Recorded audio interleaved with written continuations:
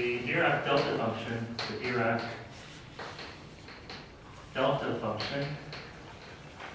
delta,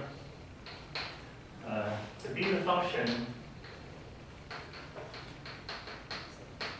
such that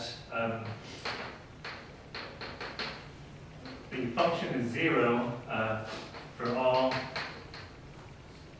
whenever t is not equal to 0, and 2, the integral of the function is 1.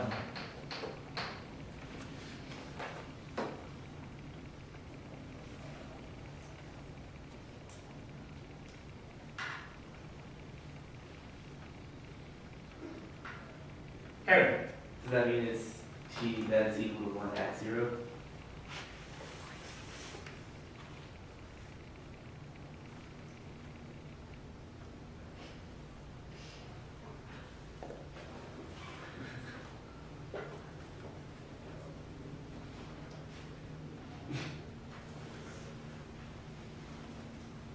This is impossible, right? This is impossible, right? There is no such thing, right? There is no such thing. How can you have a function that is 0 everywhere except at one point and its integral is 1, right? That's impossible. There is no such thing. But you'll see that such a thing is desirable. Okay, we actually want something like this, but it is desirable. And you'll see why in a minute. Okay, so this is not the Dirac function.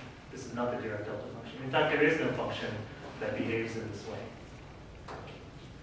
Wait, if that's not the Dirac delta function, then is there a Dirac delta function? Like a different one, or are we just calling this function as some imaginary function? It's problematic, yes. Okay. It's problematic. So this sort of thing was used in physics, actually. Even though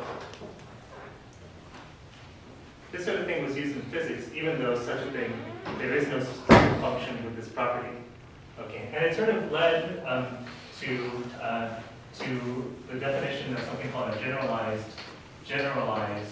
Kuhn function, or the more popular term is actually distribution. So something more general than a function, for which one could create something called the Dirac delta distribution. Okay. So there is something. It's not a function. It falls into the class of something called distributions, and there is something that is basic, that has these properties. Okay, but it's not a function. We're going to sort of finagle, that's the word, sort of finagle the definition by saying that we'll sort of define delta as the limit, in some sense, of some functions, d sub tau. Okay, there'll be a bunch of functions called d sub tau. Okay, and the Dirac delta function will basically be some sort of limit of those guys. So we're not going to do this in a rigorous way.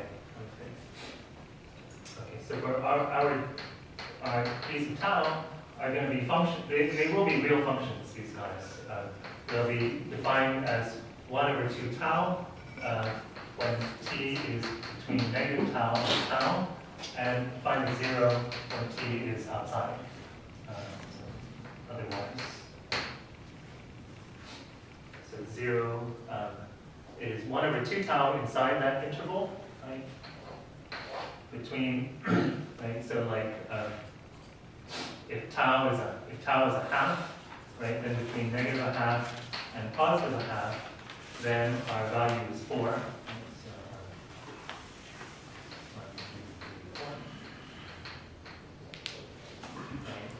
So this is d sub a half. Okay. And then it's going to be 0 outside.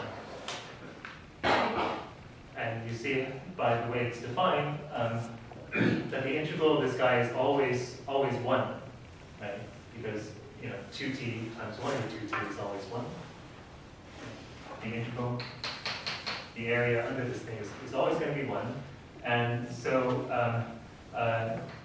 delta will be somehow the limit of the d sub tau as tau goes to 0.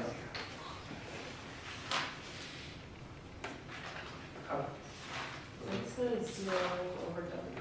Other ones, sorry. Oh. Other ones.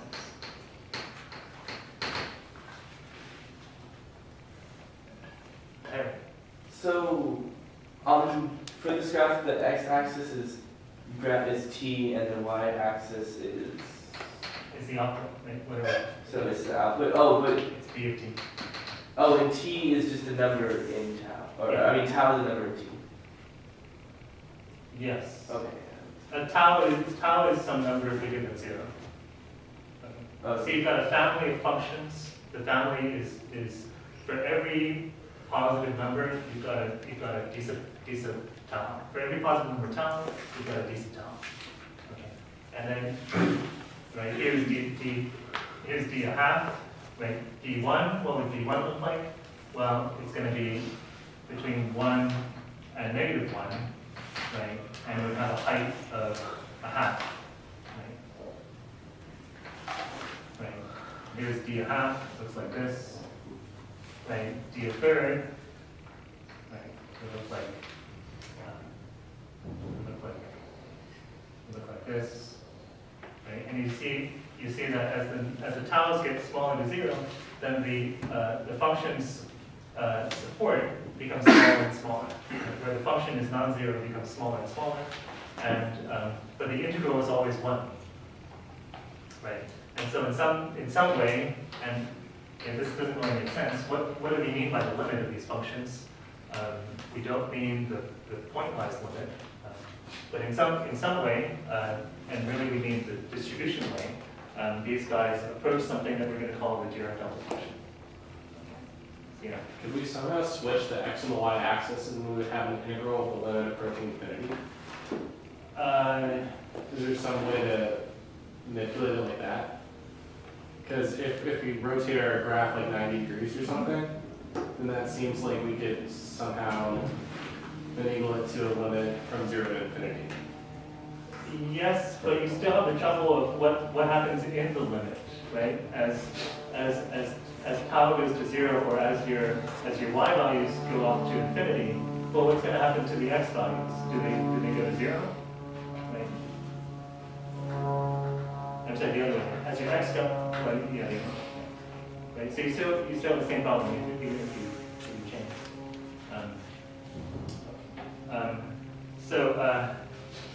Anyway, so this is how we're going to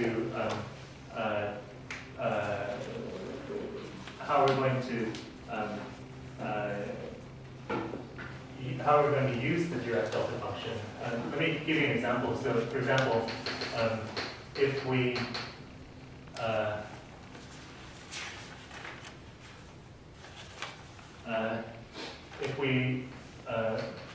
consider something like this, the integral from negative infinity to infinity of the Dirac function t minus t naught f of t, right? This actually doesn't make any sense, right? This actually doesn't make any sense, but we'll define it. We'll define it to be the limit as tau goes to 0 of the d sub tau t minus t naught.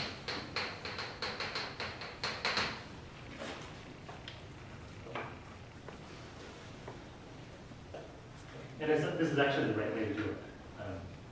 This actually is not so nonsensical. Or it's a right way to do it. Okay, so whenever you see something like this, basically we mean that you should consider it to be the limit of what you would get by replacing by d tau and letting tau go to 0. Okay, so what happens when you get here? Well, so let's evaluate it. The limit is tau goes to 0. Well, d tau is only valid is only non-zero between minus tau and plus tau, right? So this is going to make sense between T naught minus tau and T naught plus tau.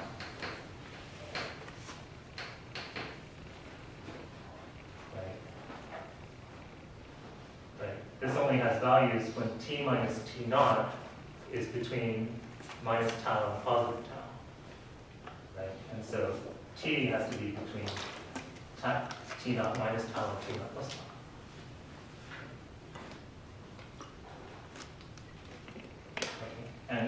And over that interval, it has the value 1 over 2 tau.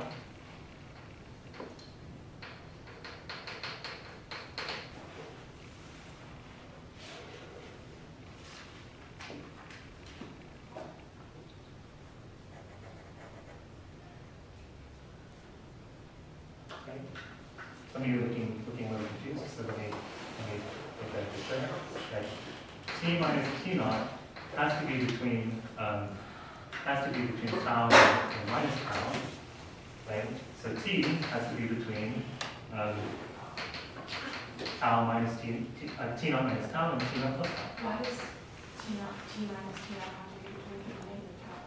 Because d sub tau is only non-zero between negative tau and tau, right? So the input has, right? So this input only gives you a non-zero output when the input is between negative tau and positive tau.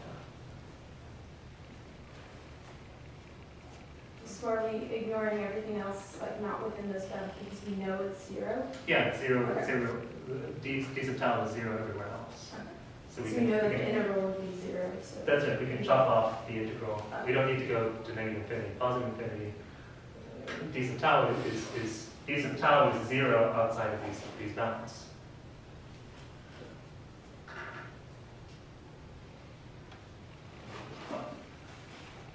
Okay. Okay. So does anyone see what this is going to mean?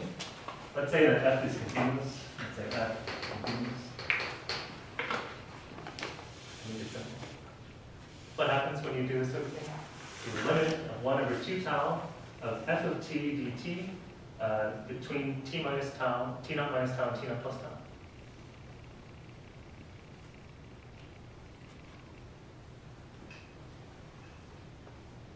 Is 1 over 2 tau at that time would be constant? That's constant, yeah. So we can pull it up. 1 over 2 tau. Well, since you're getting the limit of tau goes to 0, when we just get rid of the tau, just convert it. T naught now.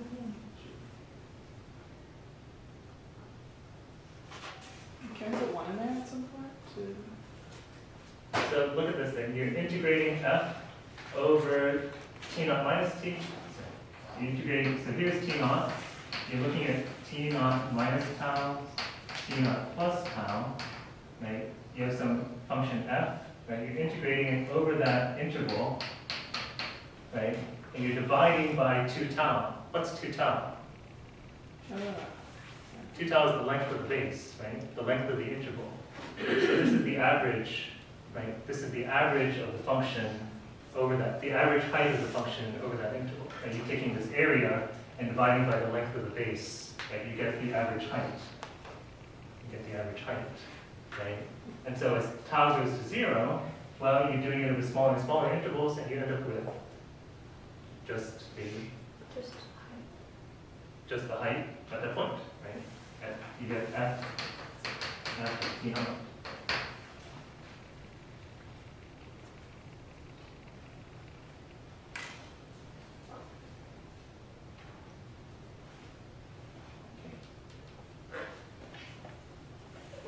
Okay, I guess we'll have to stop there. I'm just going to do some examples, but let's just stop there.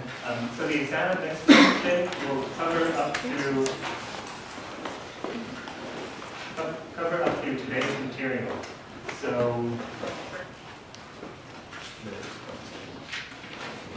but maybe not the Dirac delta function. It makes sense to just include this single derivative. So which chapter?